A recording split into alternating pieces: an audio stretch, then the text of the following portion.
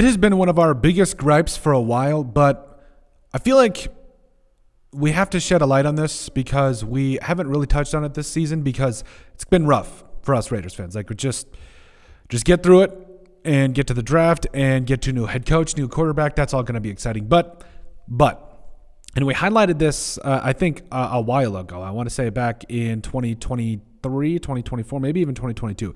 The years kind of go by at this point. But we highlighted that Derek Carr, in his greatness with the Raiders, never had a top 10 defense. And we actually saw a graphic about like the highest was like 21st, like in all major categories. And it was just like, okay. And again, not even top 15 defense where you can help this guy out. And it was kind of annoying because it wasn't like the defense didn't have talent. You always had Max Crosby. Draven Morig's been a stud for a while now. Always loved Denzel Perryman. And it really just felt like this defense was always punching under itself of what it could possibly be. But this year, despite the fact that everything has been kind of sucking for the Raiders, they've quietly been one of the better defenses in the entire NFL. Right now, they are currently 10th in points, 11th in yards. And like we said, I understand that it's really hard to defend this when you don't have a lot of wins and when you also have some performances where, you are questioning things a little bit. But overall, I do think that the Raiders have been pretty solid on defense. And I think you can make the argument that they probably were a little bit underrated. And so, first off, let me start by saying that, again, when I say underrated, I don't mean like they're the best defense in the NFL. I think that they've turned in some quality performances, and I've also think there's been times that they have not done well at all. You look at the Broncos game week 5.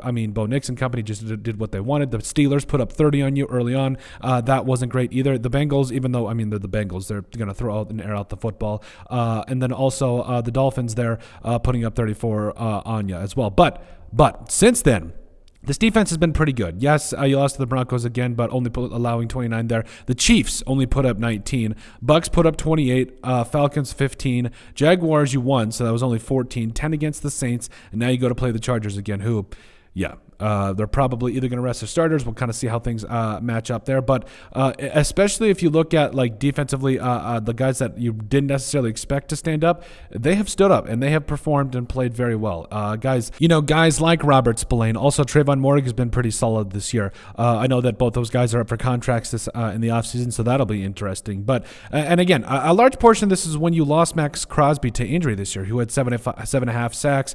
You brought in Kayvon Chaisson to kind of help in the lessen the loss of Malcolm Kuntz and everything. He has 5 sacks this year. Tyree Wilson has himself 4.5. And like we said, I understand that it has not been a good season in the total metrics of things, but it's not like there has not been key players on the Raiders that have not stepped up. Like we said, Chaisson and company, like despite the fact of being undermanned, they played pretty well. And like I said, I really feel like this defense is a little bit underappreciated because you lost Malcolm Kuntz. You lost Christian Wilkins. You lost Max Crosby. You've had guys like Jax Jones that have been in and out of the lineup. You've had to really rely on a lot of younger players like D. Cameron Richardson, also Isaiah Palmao, who I think is one of the more underrated safeties in the league as well. And, I think at the end of the day, there's a distinction between a bad defense with no talent and a defense like the rest of the NFL that has dealt with injuries and really has to rely on some of its young players. And for the most part, I think that those players that the Raiders have brought in have done pretty well. And so I think moving forward, yes, there's going to be a lot of changes that happen with the Raiders, especially offensively.